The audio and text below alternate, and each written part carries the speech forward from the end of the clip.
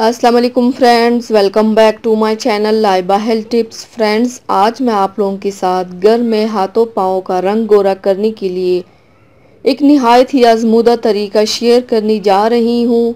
How to do manicure and pedicure at home. Friends, आज मैं आपको हाथों पाँव की मैल और डेड स्किन दूर करने के लिए बहुत ही आसान तरीका बताऊंगी, जिसके लिए आपको पॉलिश और मास्क बनाना सिखाऊंगी। इससे आपके हाथों पाँव का रंग निखरेगा और नरम भी होंगे। तो चलिए शुरू करते हैं, पर इसके पहले प्लीज़ मेरे चैनल को सब्सक्राइब कर लीजिए और बेल आइकन को दबाइए एवरी लेटेस्ट ब्यूटी अपडेट को सबसे पहले पाने के लिए।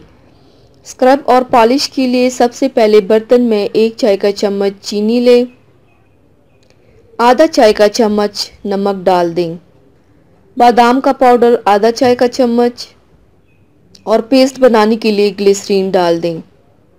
अब इन सब को अच्छी तरह से मिक्स करके हाथों पाँव पर लगाएं। इससे मसाज करना है।